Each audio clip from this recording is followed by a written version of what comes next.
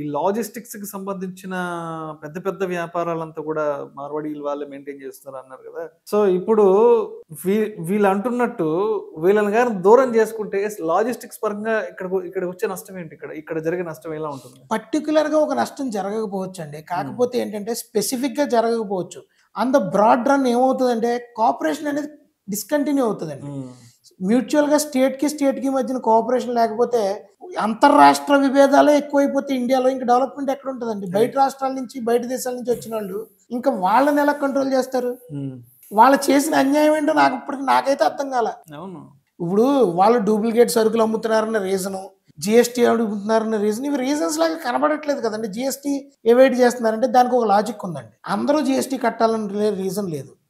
ఒక వ్యాపారస్తుడు తన నెట్ టర్న్ ఓవర్ లేకపోతే తన గ్రాస్ టర్న్ ఓవర్ 20 లక్షలు దాటితేనే జిఎస్టీ కట్టాలి.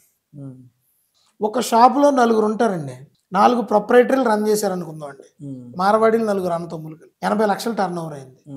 టెక్నికాలిటీస్ లో బీట్అవుట్ చేయొచ్చండి ప్రతిలాని. ఇప్పుడు టెక్నికల్ గా 4 రకాల బిల్స్ ఉంటాయి.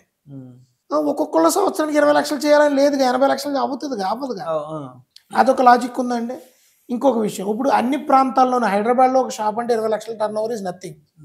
అదే చిన్న ఊర్లు ఉంటాయండి, ఆదిలాబాద్, కరీంనగర్, మహబూబ్ నగర్, చిన్న షాప్స్ ఉంటాయి. వాళ్ళు 20 లక్షల టర్న్ ఓవర్ ఎప్పుడు చేయాలండి సంవత్సరంలో? గవర్నమెంట్ అందరినీ వ్యాపారం పెట్టిన ప్రతి వాడిని జిఎస్టీ కట్టమనట్లేదు కదా.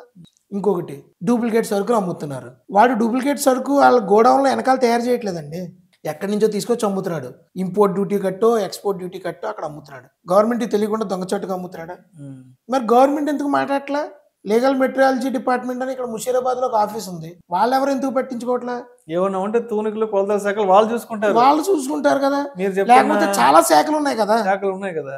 డూప్లికేట్ జరుగుతుంది, కల్తీ జరుగుతుంది, మినిస్ట్రీస్ ఉన్నాయి కదా ప్రతిదానికి. కన్జ్యూమర్ కూడా అన్ని తెలుసండి. ఇప్పుడు షాప్కి వెళ్ళి ఏదో ఒకటి ఇవ్వండి అని మీరు అడగరు. షాప్కి వెళ్ళి రెనాల్డ్స్ బాల్ పాయింట్ పెన్ ఇవ్వండి అని అడుగుతారు, లేకపోతే పలానా XYZ ఇవ్వండి అని అడుగుతారు, ఫ్రీడమ్ ఆయిల్ ఇవ్వండి అని అడుగుతారు. పూర్వం లాగా గ్లాస్ పట్టికలు మంచి నూనె ఇవ్వండి అని ఎవరో కొనుక్కోవట్లే, లేకపోతే 1 kg కందిపప్పు ఇవ్వండి అని ఎవరో కొనుక్కోవట్లే. ప్రతి వాడు బ్రాండే అడుగుతున్నాడు. కాబట్టి ఇవాళ కొనుక్కునేవాడు ఎవడో కూడా డూప్లికేట్ కొనుక్కుంటే సంకలో పెట్టుకుని ఇంటికి వెళ్ళిపోవట్లా. అక్కడ చూసుకుంటున్నాడు, దానికి గ్యారంటీ ఎంత, వారంటీ ఎంత, MRP ఏంటి అందరికీ తెలుసండి.